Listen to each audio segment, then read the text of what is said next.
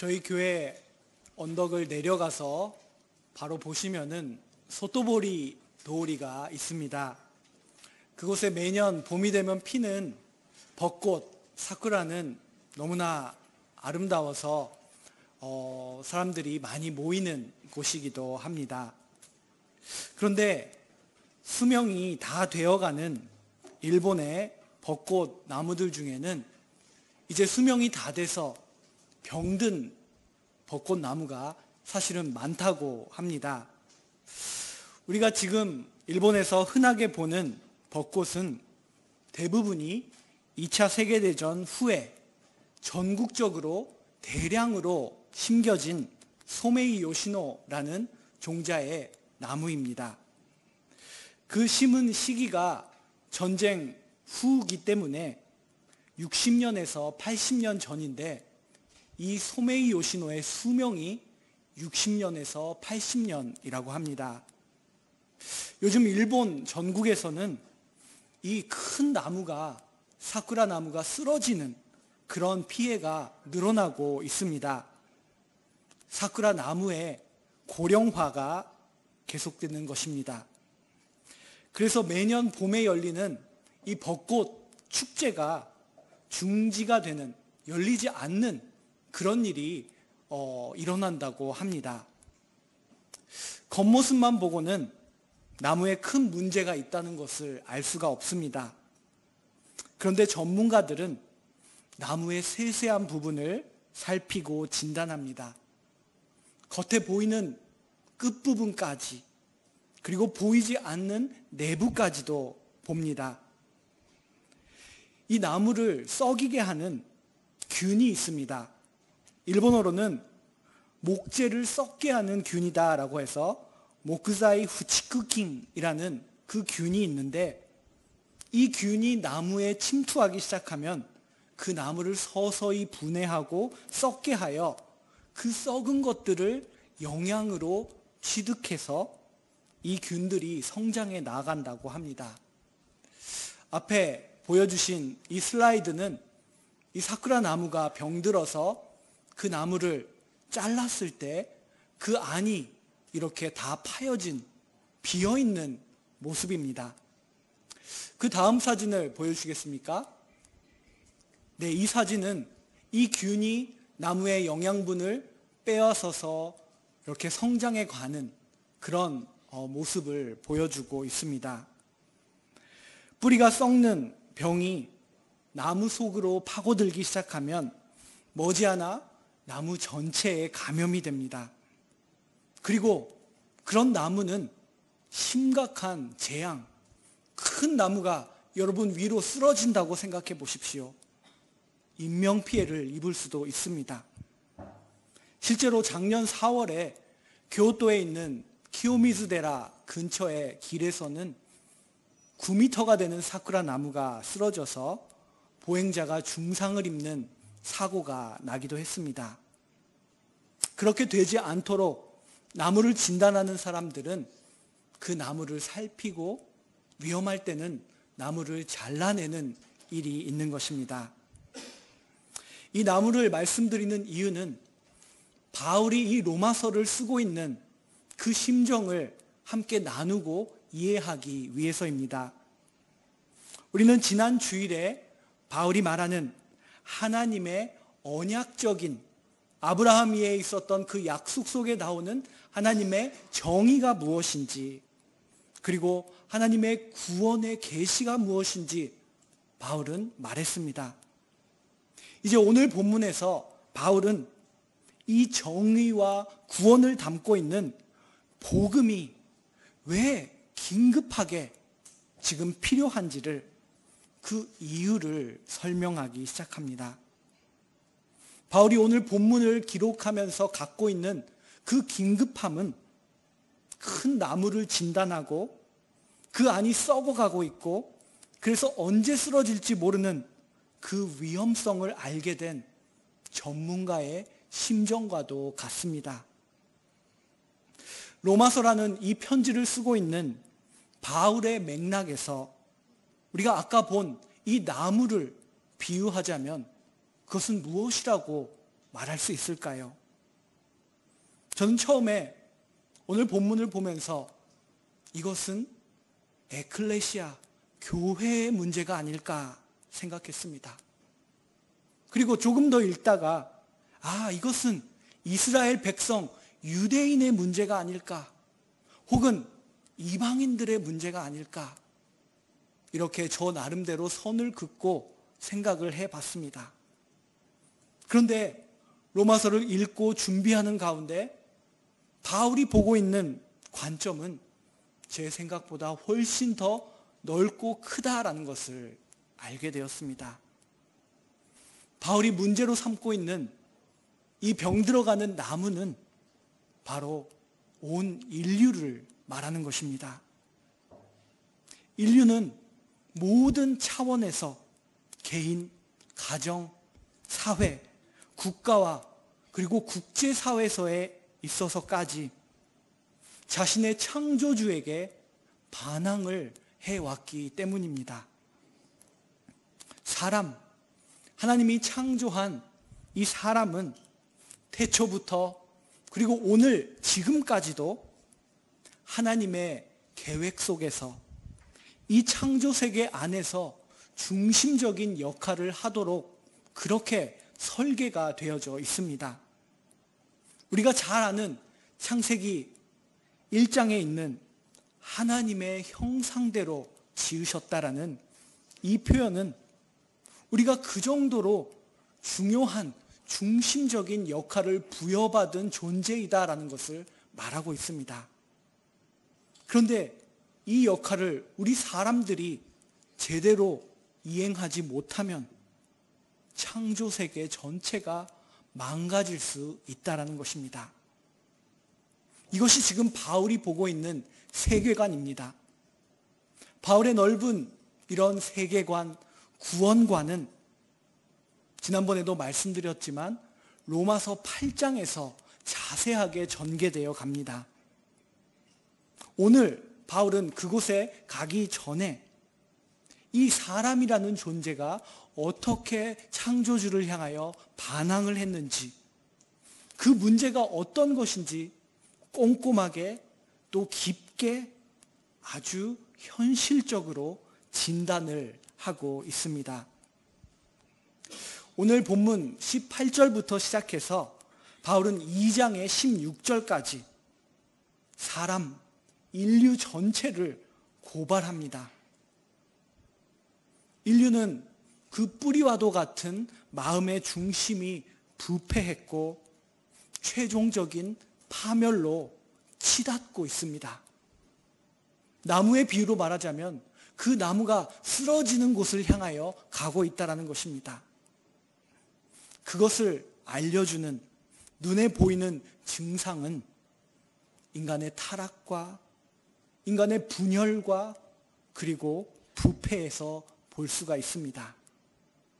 바울은 그런 것들에 대해서 오늘 본문 다음에 있는 24절부터 31절까지 마치 나무의 가지 속에 있는 병의 징조들처럼 그런 것들을 기록하고 있습니다. 그런데 그에 앞서서 바울은 오늘 18절부터 23절 이 본문에서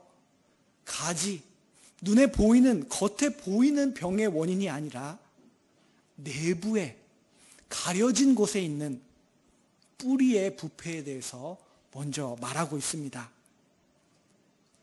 사람은 창조자이신 하나님을 알고 예배하고 사랑하고 섬기도록 지음을 받은 존재입니다. 이것은 하나님께서 우리 인간을 건강하고 풍성한 삶으로 이끌어가기 위해서 마련해 주신 길과도 같습니다. 예수님께서 나는 길이요 진리요 생명이시다라고 하실 때 그 길입니다. 그 길은 태초부터 지금까지 변함없이 하나님께서 우리들에게 주신 길입니다. 그 길을 걸어가기 위해 필요한 사람의 자세는 하나님을 하나님으로 인정해야 하는 것, 하나님을 하나님께 합당한 찬양으로 영화롭게 하는 것, 그리고 세상 속에 눈에 보이지는 않지만 분명히 나타나 있는 그 하나님의 능력과 신성을 인정하는 것이다 라고 말하고 있습니다. 오늘 본문 20절, 21절을 보겠습니다. 창세로부터 하나님의 보이지 않는 것들, 영원하신 능력과 신성이 분명히 보여져 알려졌다. 그리고 21절에서 하나님을 알되 하나님을 영화롭게도 아니하고 감사하지도 아니한다. 이것을 거꾸로 말하면 인간은 하나님을 영화롭게 하는 존재요, 하나님께 감사를 드리는 존재다라는 것입니다. 바울이 여기서 말하고 있는 것은 인간이 하나님의 능력과 신성을 느낄 수 있는 그 감각을 분명히 갖고 있기 때문에 핑계를 댈 수 없다, 변명을 할 수 없다라는 것입니다. 그럼에도 불구하고 사람은 하나님께 영광을, 감사를 돌리는 대신 하나님의 진리를 막는 길을 선택했다. 스스로 그 길을 걸어갔다라고 바울은 말합니다. 본문 18절을 보시기 바랍니다. 불의로 진리를 막는 사람들. 바울은 사람들이 분명히 하나님께서 길을 준비해 주셨는데 불의를 통해서 하나님의 진리를 스스로 선택하여 막고 있다라고 말하고 있습니다. 바울은 앞으로 우리가 로마서를 읽어 나아갈 때 4장에서 다시 한번 오늘의 본문과 연관되는 이야기를 할 것입니다. 바울이 말하고 싶은 것은 이렇게 심각한 병에 걸린 인류지만 그러나 이 병은 치료할 수 있다. 처방전이 있다라는 이야기를 바울은 4장에서 앞으로 할 것입니다. 그러나 먼저 바울은 이 질병이 어떻게 나무 내부로 침투하고 퍼져가는지, 우리 보고 이 질병의 그 모든 과정과 모든 현실을 먼저 이해하라고 바울은 말하고 있는 것입니다. 이 질병이 퍼져가는 과정을 그는 마치 그림을 그리듯이 우리들에게 오늘 본문 속에서 묘사하고 설명합니다. 이 썩어가는 병은 하나님의 진리를 막는 곳에서부터 시작되는데 우리가 생각하는 구체적인 악행들이 곧바로 나오지는 않습니다. 악행이 겉으로 나오기 이전에 먼저 나오는 것들이 뒤틀린 사고, 뒤틀린 생각들이 우리 안에 먼저 생기게 된다는 것입니다. 그리고 어두워진 마음, 그것이 우리의 뿌리에서 서서히 생기기 시작한다는 것을 바울은 말합니다. 아까 본 21절의 후반 부분입니다. 그 생각이, 사고가 허망해지기 시작하며 미련한 마음이 어둡게 되었나니, 바울은 생각과 마음 속에 나타나는 증상을 먼저 말하고 있습니다. 고대의 많은 철학자들이 묵살하고 제대로 직시하려고 하지 않았던 그 사실에 대해서 바울은 오늘 본문을 통하여 보다 냉철하게 또 보다 현실적으로 진단하고 말합니다. 사람에게는 건전한 생각과 건전하지 못한 생각이 있다는 것입니다. 따라서 사람의 생각 자체만으로는 반드시 정답을 만들어낼 수가 없습니다. 여기에 나침반이 있습니다. 나침반은 바른 방향을 우리들에게 알려줍니다. 그런데 만약 이곳에 강력한 자석이 있으면 그 나침반은 정확한 방향을 나타낼 수가 없습니다. 우리 사람이 갖고 있는 사고, 이성과 지성은 우리를 바르게 이끌기 위해서 꼭 필요한 부분이지만 그러나 그 자체만으로는 늘 정확할 수가 없다는 것입니다. 창조주에게 반항한 인류의 가장 큰 비극은 하나님께서 우리들에게 주신 지성과 이성, 우리들의 사고할 수 있는 이 능력을 전적으로 틀린 방향에 낭비하며 사용했다라는 것입니다. 범죄를 저지르고도 그것이 들키지 않게 더 많은 범죄와 거짓으로 그것을 감추는 사람의 모습, 독재를 하면서 사람들에게 생각하는 힘을 빼앗고 그리고 자신의 그 독재를 위한 환경을 치밀하게 만들어 나가기 위해서 지혜를 쓰는 그 사람들, 이런 사고의 능력을 잘못된 방향으로 사용하고 있는 모습을 바울의 시대뿐만 아니라 우리 또한 보게 됩니다. 이 뒤틀린 잘못된 허망한 생각, 사고와 짝을 이루는 표현으로 바울은 어두워진 마음을 말하고 있습니다. 이 어두워진 마음을 말할 때 바울은 헬라어 카르디아를 사용합니다. 심장, 마음, 중심, 의지와 감정, 다양한 것을 표현하는 바울이 자주 쓰는 카르디아라는 표현입니다. 고대의 많은 사상가들은 마음을 동기의 중심으로 보았습니다. 그 마음에는 빛의 근원이 있어야 되는데 하나님께 반항할 때 사람의 마음은 21절에서 말하는 것처럼 어두워진다라는 것입니다. 이 어두워진 마음은 뿌리, 핵심 주변에 피는 세균, 곰팡이와 같습니다.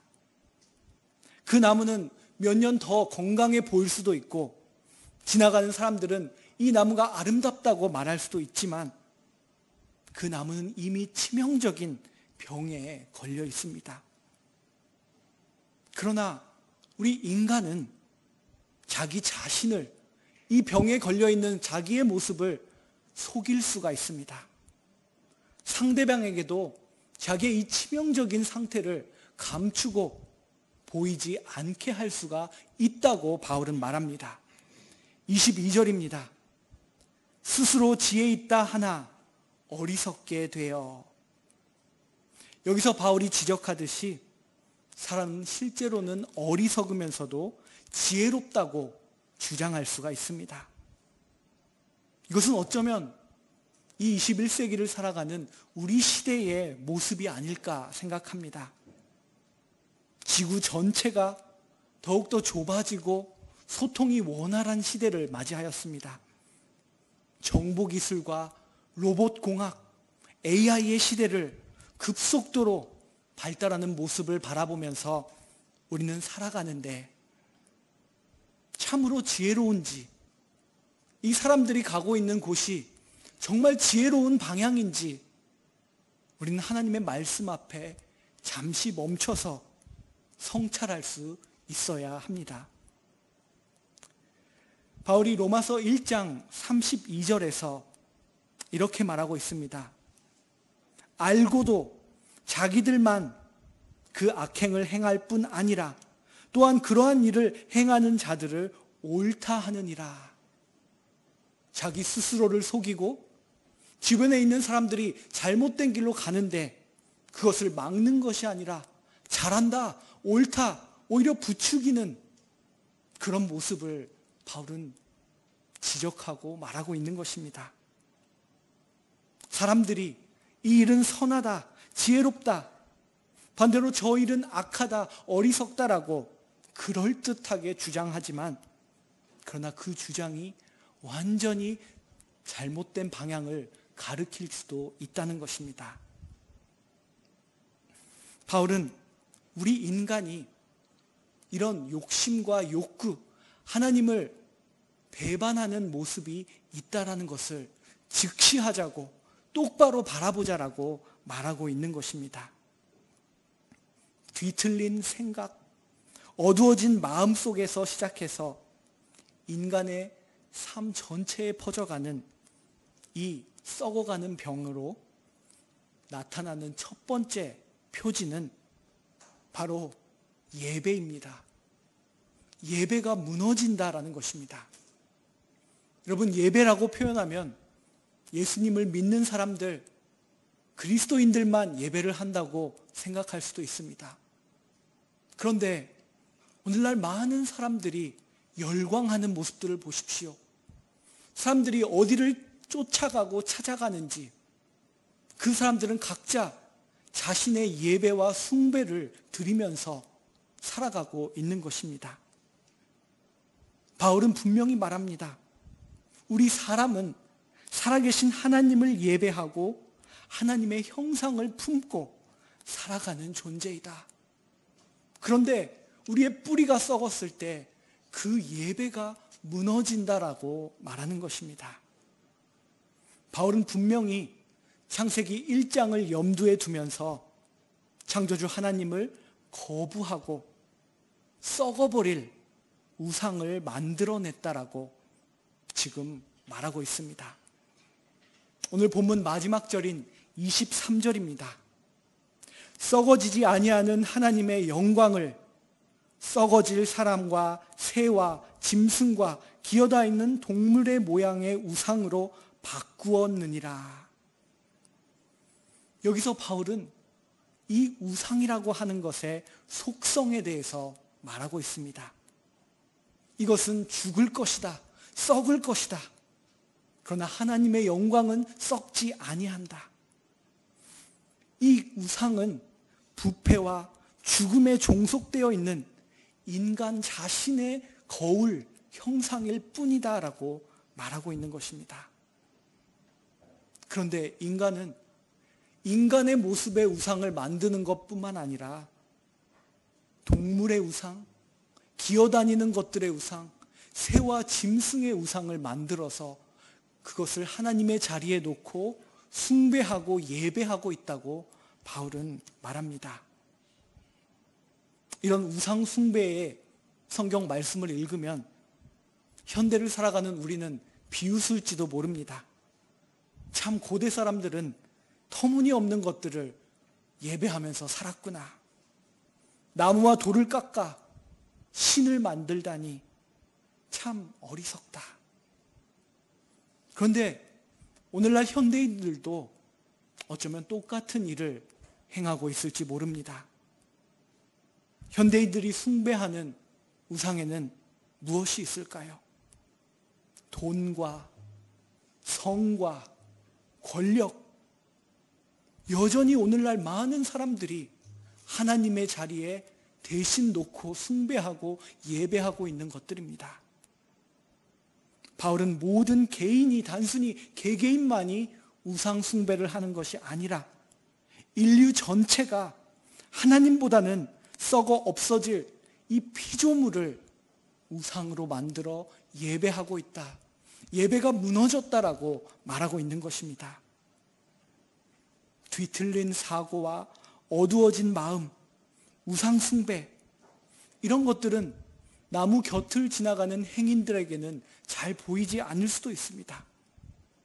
그러나 결국에는 그 나무가 쓰러져서 지나가는 행인을 덮칠 수 있는 심각한 상태에 이른다고 바울은 말합니다. 이렇게 해서 우리는 다시 오늘 본문의 첫 번째 절인 18절로 돌아갑니다. 18절 말씀입니다. 하나님의 진노가 불의로 진리를 막는 사람들의 모든 경건하지 않음과 불의에 대하여 하늘로부터 나타나나니. 하나님의 정의가 인간의 불경건, 불의에 대하여 하늘로부터, 위로부터 임할 것이다 라고 말합니다. 이 두 단어, 경건하지 않음 그리고 불의, 이것은 우리 인간이 어떤 병에 걸려 있는지를 핵심적으로 나타내는 단어입니다. 먼저 경건하지 않음, 불경건이라는 이 단어의 뜻은 하나님 창조주께 마땅한 경배와 영광과 감사를 돌리지 않는 것을 의미합니다. 영어 성경을 보니 이 경건하지 않음을 ungodliness라고 표현하고 있습니다. God, 하나님께 드려야 할 경배와 영광과 감사를 들리지 않는 모습이 바로 불경건, ungodliness다라고 말하는 것입니다. 그 뒤에 바울은 바로 신속하게 쌍을 이루는 또 한 가지의 단어를 말합니다. 불의, injustice를 말하는 것입니다. 이 불이라고 하는 것은 넓은 의미로 볼 때 망가져버린, 바로잡아야 하는 인간의 삶의 모습, 인간이 만드는 조직과 사회의 모습을 이 injustice, 불의가 말하고 있습니다. 하나님의 창조 세계의 진리가 이 불경건함과 불의를 통하여 심각하게 타격을 입었다라고 바울은 말합니다. 그때 하나님은 위에서부터 진노를 나타내실 것이다라고 바울은 말합니다. 우리가 성경을 읽다가 하나님의 진노라는 단어를 보면 하나님은 너무나 무서운 분이시다. 하나님은 악의가 있고 변덕스럽고 쉽게 평정을 잃고 거칠게 훈계하시는 분이시다라고 생각할지 모릅니다. 그런데 바울은 하나님을 그런 식으로 묘사하지 않습니다. 오히려 앞으로 2장에서 보게 되겠지만 하나님은 인자하시고 길이 참으시고 용납하시는 분이라고 말합니다. 그러나 하나님은 자신이 창조하신 세계와 우리 인간에 대하여 깊은 관심을 갖고 계십니다. 그래서 만약 이 세상이 병들어 있다면 그 병든 모든 모습들이 지속되지 않도록 놔두시지 않고 조치를 취하신다라는 것입니다. 하나님은 이 로마서 1장 마지막 부분에 나와 있는 그 모든 악행들, 그 죄악들을 싫어하신다고 분명히 말씀하십니다.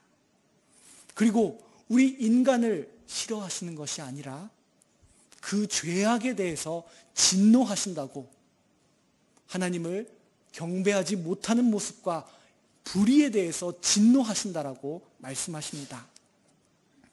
우리가 분명히 이해해야 하는 것은 이런 인간의 병든 악한 행위가 계속되는 상황에서 만일 하나님이 진노하시지 않으신다면 그 하나님은 정의의 하나님도 아니시고 선하신 하나님도 아니다라는 것입니다.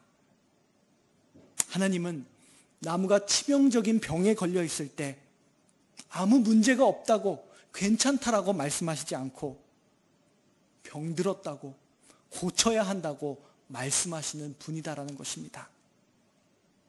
바울이 그 마음으로 로마서를 쓰고 있습니다. 우리 사람들이 악에 대해 오해하고 있는 큰 두 가지가 있습니다. 첫 번째는 세계가 완전히 악해서 이제 선은 눈꼽만큼도 찾을 수가 없다라고 오해합니다. 또 하나는 악은 실제로는 그 정도로 심각하지 않아. 악은 어느 정도는 있을 수 있고 품고 살 수 있는 거야. 그렇게 오해합니다. 그러나 바울은 오늘 이 로마서 본문에서 현실적으로 진단하고 말하고 있습니다. 그리고 이 로마서의 독자들, 이 로마에 있는 에클레시아와 오늘 이 로마서를 읽고 있는 우리가 더욱 현실적으로 우리 자신을 진단하고 세계를 진단할 수 있도록 우리를 이끌어가고 있습니다. 나무는 병들어 갑니다. 그러므로 근본적인 치료가 필요한 상태다라고 말합니다. 오늘 이 바울의 진단을 통해서 우리와 나 자신을 돌아보기 원합니다. 그리고 이 세상을, 하나님의 창조 세계를 바라보기 원합니다. 바울이 품는 이 진지함과 긴급한 그리고 극히 현실적인 마음을 갖고 우리가 바로잡는, 치유할 수 있는 자로서, 교회로서 소망으로 이 세상을 품고 나아가는 저와 여러분이 되시기를 간절히 소망합니다. 기도하시겠습니다. 하나님 아버지, 저희들에게 로마서를 허락해 주시고 이 말씀을 함께 읽으면서 이 세상의 깊은 차원의 문제를 보게 하시니 참으로 감사합니다. 바울이 갖고 있는 그 긴급함, 세상을 바라보는 눈을 우리도 갖게 하여 주시옵소서. 그리하여 우리가 어떤 사명을 갖고 있는지, 왜 예수 그리스도의 복음을 지금 당장 전파해야 하는지 바울의 마음으로, 하나님의 마음으로 일하는 교회가 되게 하시고 개인과 가정이 될 수 있도록 인도하여 주시옵소서. 예수 그리스도의 이름으로 기도드립니다.